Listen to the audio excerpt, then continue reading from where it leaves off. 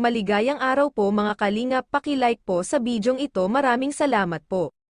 Kalingap Angels na si Joy, Dara, at Rose Ann hindi priority ang magkaroon ng boyfriend sa ngayon, totoo kaya ito? Ang ganda talaga ng samahan ng Kalingap Angels ngayon kahit nawala man ang kanilang pinaka-ate na si BB Girl Erica, nandyan pa rin ang tatlong ito na patuloy lang sa buhay at pagsuporta sa Team Kalingap, lalo na kay Kalingap Rab. Sa isang interview nga ni Pastor ER dito na hot seat ang tatlong angels at hindi na nagpaligoy-ligoy pa si Pastor ER sa tanong kung weleng ba silang magkaroon nag-boyfriend ngayon. At dito nga masayang sinagot ng tatlong angels ang tanong ni Pastor ER, na sa ngayon wala pa talaga sa kanilang isip ang magkaroon ng boyfriend, lalo na si Joy at Dara dahil mas priority pa siguro nila ang pag-aaral.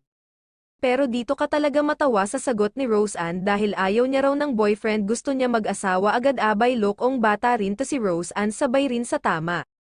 Maganda rin ang sinabi ni Pastor ER na dapat may priority ka talaga sa buhay, kapag wala kang priority doon masisira lahat ng iyong plano sa buhay. Samantala napansin ko rin sa tatlong angels na si Joy, Dara, at Rose Ann na ang tumayong ate ngayon sa kanila ay si diwatang si Joy. Dati si BB Girl Erica ang napakalambing sa kanila, ngayon ay makikita mo si Joy na super lambing sa dalawa. Katulad ng isa kong viewer na dati ayaw niya raw kay Joy dahil sa mga kilos ni Joy, pero ngayon sinabi niya na avid fan na siya ni Joy ngayon dahil nakikita niya ang ugali ni Joy na sobrang sweet raw at gusto na ang prangkahang sagot ni Joy.